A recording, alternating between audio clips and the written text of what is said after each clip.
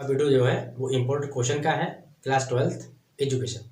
तो इसका ये फर्स्ट पार्ट है। सेकंड पार्ट भी पाने के लिए आप रिक्वेस्ट आपसे है कि आप लोग चैनल को सब्सक्राइब कर लीजिए और बेल आइकन प्रेस जरूर करिएगा, जिससे कि आपके लिए वीडियो को नोटिफिकेशन मिलता रहे। और ऐसे ही इंपॉर्टेंट क्वेश्चन पाने के लिए आप मुझसे जुड़े रहें और उम्मीद करता हूँ कि आप लोग बहुत जल्द मुझे बन के सब्सक्राइबर जो है पूरा करने में कोशिश करेंगे। और आइए शुरू करते हैं आज के इंपॉर्टेंट क्वेश्चन की सीरीज़। और बाकी सब्जेक्ट में डाल चुका हूँ, उन्हें आपने नहीं देखा है तो प्ले लिस्ट में जाके देख लीजिए आप। और जो एजुकेशन की वीडियो है इसकी एक पार्ट और होगा। फर्स्ट पार्ट आज स्टार्ट करते हैं। तो आइए, इसमें वही इंपॉर्टेंट क्वेश्चन है जो आपके एग्जाम में मिलने वाले हैं और कई एग्जाम के लिए। इससे क्वेश्चन होता है आपका सी टेट, सुपर टेट, आपका यूपी टेट, या फिर कोई भी आप एग्जाम दे रहे हैं, यूपीपी का आपका हो रहा है या पीसीएस का है, सभी में क्वेश्चन पूछे जाते हैं। तो शुरू करते हैं। पहला देखिए, फर्स्ट क्वेश्चन है, ये वेरी मोस्ट इम्पोर्टेंट क्वेश्चन है, ये काफ़ी मेहनत लगती है बनाने में।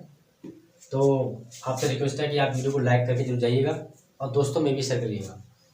प्राचीन भारत में शिक्षा जो लागू थी उसका विवरण, यानी जो प्राचीन भारत में हमारी यह शिक्षा हुआ करती थी वो किस तरीके की, उसके लिए आपको बताना है। नेक्स्ट क्वेश्चन है, वैदिक कालीन शिक्षा। वैदिक कालीन शिक्षा का आपको उद्देश्य लिखना है कि उसका उद्देश्य क्या था शिक्षा के माध्यम से। नेक्स्ट है आपका, वैदिक कालीन शिक्षा में गुरु और शिष्य यानी कि विद्यार्थी और उसके अध्यापक का क्या संबंध है, उसके बारे में आपको बताना है। नेक्स्ट है बौद्ध कालीन शिक्षा, नीतियों पर आप प्रकाश डालिए। यानी बौद्ध कालीन जो शिक्षा था, यानी बौद्ध युग शुरू हुआ, बौद्ध काल में शिक्षा की व्यवस्था क्या थी, कैसी शिक्षा थी, उसके बारे में आपको बताना है। इसी में नेक्स्ट है, बौद्ध कालीन शिक्षा में स्त्री शिक्षा कैसी थी। यानी बौद्ध कालीन शिक्षा जो थी उस समय स्त्री की शिक्षा भी हुआ करती थी, तो स्त्री की शिक्षा में क्या प्रोसेस था, क्या उसमें परिवर्तन हुआ, तो उसके बारे में आपको बताना है, या अच्छा था या खराब। वैदिक शिक्षा और बौद्ध शिक्षा या फिर बौद्धिक शिक्षा, वैदिक और बौद्धिक ये दोनों ही अलग अलग हैं, तो इनमें आपको समानताएं बतानी है। क्वेश्चन ऐसे भी आ सकता है कि बौद्धिक शिक्षा और जो आपकी वैदिक शिक्षा है इनमें क्या भिन्नता थी। तो ये क्वेश्चन तरीके से अक्सर आते हैं, इनको आप कंप्लीट करिएगा। नेक्स्ट, मध्यकालीन शिक्षा के गुण व दोष। मध्यकालीन शिक्षा, प्राचीन शिक्षा समझ लिया, बौद्धिककालीन शिक्षा समझ लिया, अब आ गया आपका मध्यकालीन। मध्यकालीन शिक्षा के गुण व दोष। देखिए, यहाँ पर कोई भी शिक्षा होगी तो उसके गुण भी होंगे, दोष भी होंगे, तो उसको भी आपको कंप्लीट करना अच्छे से समझ लीजिए। मुस्लिम शिक्षा को ही हम मध्यकालीन शिक्षा भी कहते हैं। इसमें एक रस्म होती है बिस्मिल्लाह रस्म, तो ये क्या है, इसका अर्थ स्पष्ट करना है, आपको समझाना है। इसी में मुस्लिम शिक्षा के उद्देश्य क्या है, यानी कि जो मुस्लिम शिक्षा थी मध्यकालीन युग में, तो उसमें उसके उद्देश्य क्या थे वो आपको समझाना है। नेक्स्ट है, मध्यकालीन शिक्षण संस्थाओं के बारे में बताएं। यानी मध्यकालीन जो शिक्षा थी वो किसके माध्यम से हुआ करती थी और किस तरीके की शिक्षा जो है वहाँ पर लोग दिया करते थे, उसको आपको बताना है। नेक्स्ट है, ब्रिटिश कालीन शिक्षा का भारत पर क्या प्रभाव पड़ा। यानी कि ब्रिटिश कालीन जो शिक्षा शुरू हुई मध्यकालीन शिक्षा के बाद, तो जो ब्रिटिश कालीन शिक्षा शुरू हुई तो उसका भारतीय शिक्षा पर क्या प्रभाव पड़ता है वो आपको बताना है। नेक्स्ट है, भारत में शिक्षा प्रसार, शिक्षा का प्रचार या प्रसार करने के लिए या करने में लॉर्ड मैकाले ने क्या योगदान दिया, तो उनकी आपको विशेषता लिखनी है। लॉर्ड मैकाले का योगदान क्या रहा शिक्षा के बारे में भारत में, तो वो आपको बताना है। नेक्स्ट हम पढ़ते हैं आगे। प्राचीन शिक्षा, सॉरी क्वेश्चन नंबर 11 है, प्राच्य या फिर पाश्चात्य।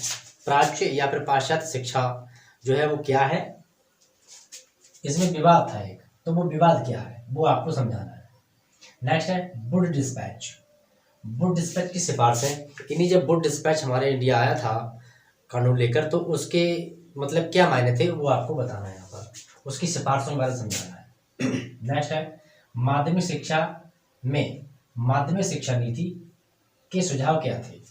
यानी जो माध्यमिक शिक्षा हमारे यहाँ प्रचार प्रसार हुआ तो उस माध्यमिक शिक्षा के अनुसार जो है क्या प्रचार प्रसार हुआ, उसकी नीतियाँ आपको बतानी है। नेक्स्ट है आपका, स्वतंत्र भारत में स्त्री शिक्षा के संबंध में राधाकृष्ण आयोग, एक राधाकृष्ण आयोग का गठन हुआ। इन स्त्रियों की शिक्षा के संबंध में बहुत सारे आयोग गठन हुए, इसमें राधाकृष्ण आयोग का जिक्र हुआ है, तो उसके बारे में आपको, जैसे कि रामकृष्ण परमहंस है और मतलब जो सर्वपल्ली राधाकृष्ण है, उन्होंने भी स्त्री शिक्षा पर जोर दिया है।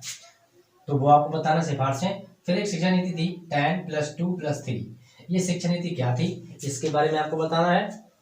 नेक्स्ट है मुदालियर आयोग की स्थापना, या मुदालियर आयोग की स्थापना किसने की, मुदालियर आयोग की स्थापना करने का उद्देश्य क्या था, और इसकी सिफारिशों में क्या था, किसने सिफारिशें की थी।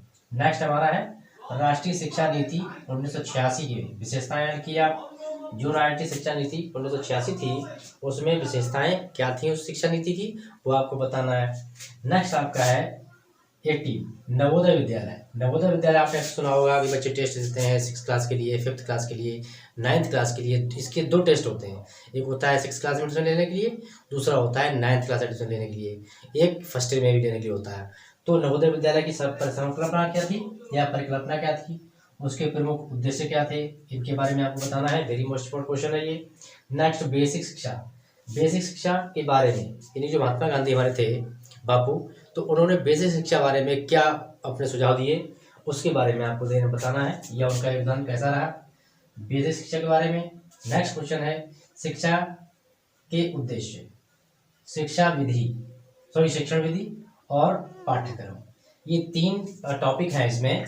शिक्षा के उद्देश्य, शिक्षण विधि और पाठ्यक्रम, ये 3 में से कोई भी एक पूछ लेगा, ये पूछ लेगा कि मतलब ये तीनों में से ये किसके उद्देश्य हैं, किसके गुण हैं। ये तो महात्मा गांधी ने बताए थे, तो ये पूछ सकता है महात्मा गांधी का योगदान बताइए इन तीनों के अनुसार। एक क्वेश्चन और है आपका next Mahatma Gandhi, last question है ये, महात्मा गांधी शिक्षण, ठीक है, महात्मा गांधी जी की शिक्षण विचारधारा और वर्तमान शैक्षिक विचारधारा में क्या समानता है, यानी कि महात्मा गांधी की शिक्षण विचारधारा और वर्तमान शिक्षा की विचारधारा, इन सभी में आपस में क्या समानता है।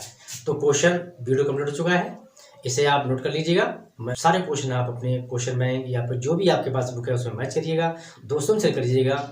इसी के साथ में मिलते हैं नेक्स्ट वीडियो में, इसका सेकंड पार्ट और आएगा। Thank you.